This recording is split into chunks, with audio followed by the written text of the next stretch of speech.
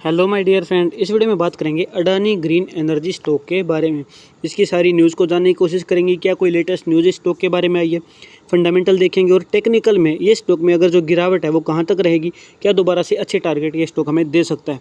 तो सबसे पहले अगर बात करेंगे तो 52 वीक में हम देखते हैं तो स्टॉक अभी भी 52 वीक में ज़्यादा करेक्ट नहीं हुआ है, यानी कि स्टॉक थोड़ा सा ओवर वैल्यू हमें यहाँ पर दिख रहा है। अगर 52 वीक की बात करें तो यहाँ पर अगर बात करते हैं तो इंडस्ट्री PE 27 और PE रेशो 233, यानी कि स्टॉक ओवर वैल्यू तो यहाँ पर है।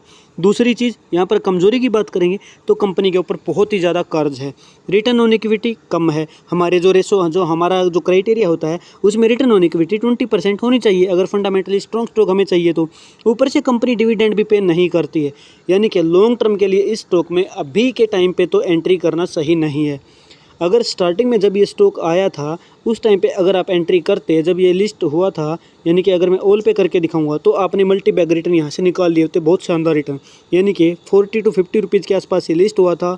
2022 में इसने 3000 का हाई लगाया, फिर से इसने करेक्ट किया अपने आप को 400 रुपये तक, और अभी ये स्टॉक प्राइस 1800 के आसपास ट्रेड कर रहा है।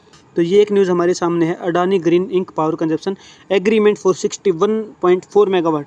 तो अडानी ग्रीन का जो प्रोजेक्ट है वो साइन हुआ है। क्या साइन हुआ है एग्रीमेंट कि 61.4 मेगावाट ग्रीन पावर सप्लाई करेगा। यहाँ पर ये सारा एग्रीमेंट है, न्यूज़ है, ठीक है, पावर कंजप्शन के अंदर, ठीक है। जो कहाँ से प्लांट, कौन से गुजरात वाले प्लांट से ये ग्रीन अपनी जो रिन्यूएबल एनर्जी है उसको सप्लाई करेगा। तो ये एक न्यूज़ है दोस्तों, इसका भी इफेक्ट आने वाले टाइम में स्टॉक के प्राइस पर दिख सकता है, लेकिन अभी के टाइम में लॉन्ग टर्म का स्टॉक बिल्कुल भी नहीं है, क्योंकि फंडामेंटल्स हमें इसका जो है सही नहीं नज़र आ रहा है। कंपनी के ऊपर कर्ज बहुत ज़्यादा है। तो अब बात करते हैं प्राइस के। यहाँ पे आप प्राइस देखोगे तो इस स्टॉक काफ़ी टाइम से, यानी कि जनवरी 2024 के आसपास है, ये प्राइस लगभग साइडवेज ट्रेड कर रहा है और बड़े रिटर्न यहाँ पर स्टॉक ने निकाल के नहीं दिए। अगर रेंज की बात करें तो 1600 से लेकर 2000 के बीच में अगर आप इसको मूविंग एवरेज 100 पे बाई करते हैं तो शॉर्ट टर्म में आप अच्छे टारगेट यहाँ से बुक कर सकते हैं। जैसे मूविंग एवरेज 100 से आप देखोगे तो लगभग 20 से 25% का रिटर्न आप इसमें शॉर्ट टर्म में निकाल सकते हैं। वही अगर आप लॉन्ग टर्म का सोच के बैठते हैं तो जनवरी 2024 से लेकर अभी तक आप यहाँ पर लॉस में ही रहे होंगे।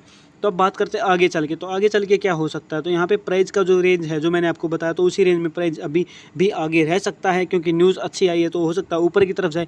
लेकिन जब प्राइस 2000 के आसपास पहुँच जाएगा तो वहाँ से सेलर फिर से इस प्राइस को नीचे लेके आ जाएंगे, क्योंकि इंस्टीट्यूशंस अपनी होल्डिंग कम कर रहा है, वो अपना प्रॉफिट बुक कर रहा है इस रेंज के अंदर अंदर, ठीक है। तो मुझे उम्मीद है चीज़ आपको समझ में आ रही है। अगर आप टारगेट जाना चाहते हैं तो आप इसमें पिवट इंडिकेटर यूज़ कर सकते हैं। तो जैसा कि मैंने आपको सपोर्ट बताया, तो सपोर्ट 1758 का बन रहा है, उसके बाद टारगेट आपको 1924 और यहाँ पे 2070 रुपये का, यही टारगेट मैक्सिमम इन्हीं के आप टारगेट बना के रखिएगा। अगर 2070 से ऊपर की क्लोजिंग देकर रिट्रेस होता है तो फिर ये आगे वाले टारगेट हमें मिल सकते हैं। तो मुझे उम्मीद है वीडियो आपको पसंद आई है। वीडियो पसंद आए वीडियो को लाइक करें और चैनल को सब्सक्राइब करना ना भूलें। Thank you very much.